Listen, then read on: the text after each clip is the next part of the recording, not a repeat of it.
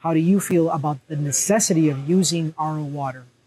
I honestly don't feel it's really necessary from my standpoint. I have a background in water treatment with environmental science, and chemically, the RO water is, as well as like deionized water or distilled water, it's so pure. What's happening is that water's purity is acting really rough on the plant cells. Similarly, if you were to drink distilled water or deionized water, it can actually damage your kidneys because the osmotic pressure that that fresh water is exposing your cells to, the salt inside your cells is attracted to that really fresh water. So the more clean that water is, the stronger that attraction with the salts inside cells. And that's really going to not only force water into the cells, but it's also trying to rip salts out. So when you're washing hash, it just seems that the water will dissolve terpenes and other things. And some terpenes can be very corrosive. They're very harsh. My question is, which is what I've heard from some people about how they feel about why they choose to change the water after each wash. You know, you might be doing 5 or 6 washes in a batch. They would want to change the water 5 or 6 times because they say things like, well, you know, that water gets dirty, there's dirt on it. But not only that, those terpenes can dissolve your hash or other unintended consequences of not changing that water. So how do you feel about that? I feel like that isn't too much of an issue with the terpenes because those terpenes and compounds are naturally present in cannabis to begin with.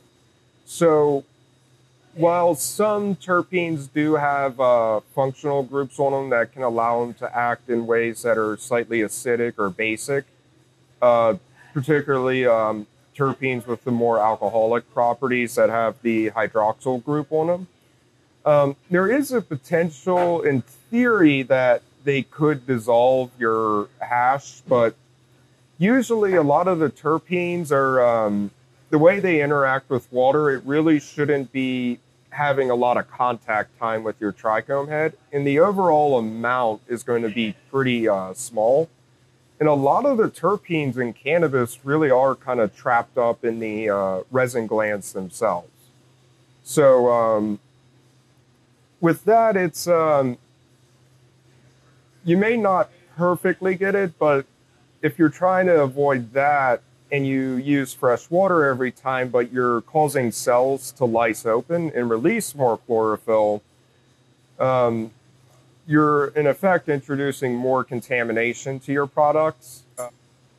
And then hash and dissolving, I feel like your biggest enemy is actually temperature, because it's right around 39, 40 degrees Fahrenheit that fresh frozen hash, those heads will actually start to melt on you. So I would say the biggest control people can do is keeping their water cold. Like somebody might say, well, if you're not changing that water out, there may be some mold, there may be some dirt, there may be some. Does any of that actually matter when you're finishing your wash due to the fact that we rinse it out at the end of the process anyway? I mean, why be concerned about the nuances of the actual water when you're washing it other than the temperature if you're going to rinse your hash at the end of the process anyways? So there's a few factors with that.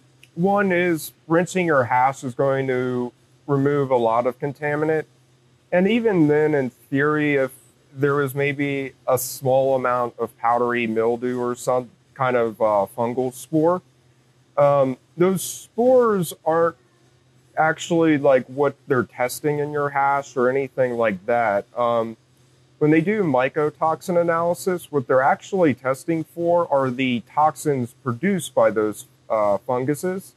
So once your hash is like rinsed and you get it dried properly, and once it's in a freeze dryer environment, mold shouldn't have any ability to grow into your hash like you would see in an air drying method where you really have to be on top of making sure there's good airflow and it's properly spread out and sifted.